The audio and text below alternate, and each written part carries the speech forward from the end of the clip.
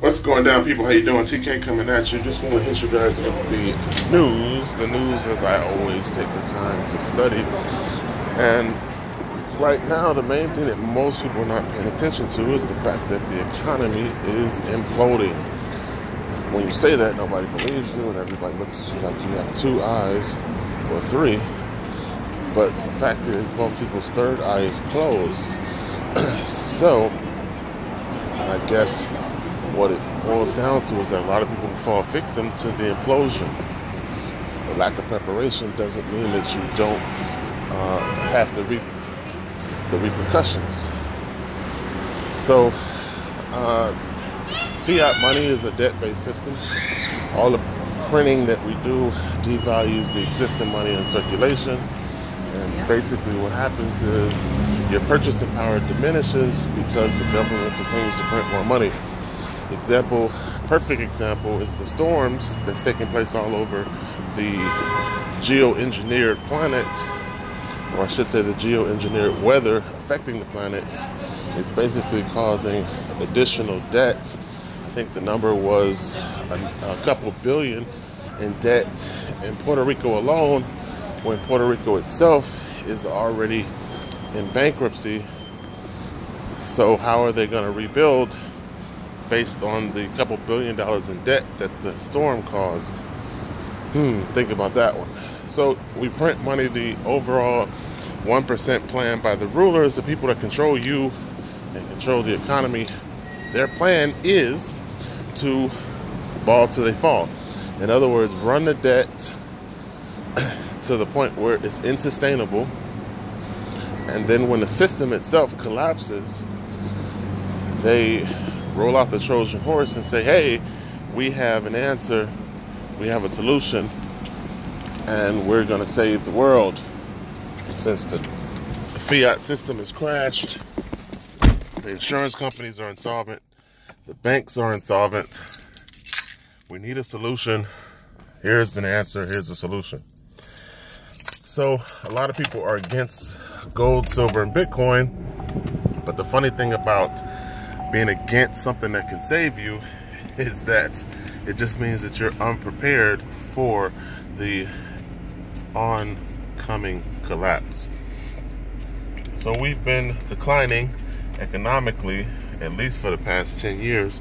Some people say longer, but the issue is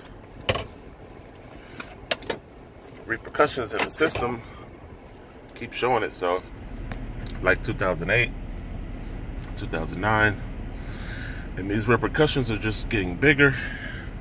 So the next avalanche that happens will be bigger than the last avalanche. And what is going to show itself, or what's going to present itself where it can't be ignored, is the inflationary price of goods and services are going to rise beyond the nature of the printed money in circulation, right?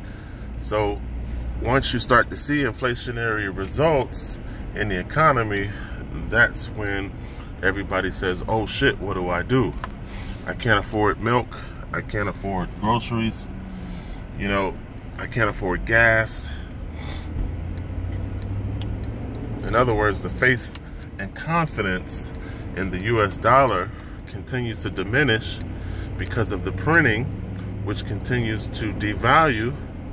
And because of the devaluation, you have people who are incentivized for profit that can make the individual prices of items go up.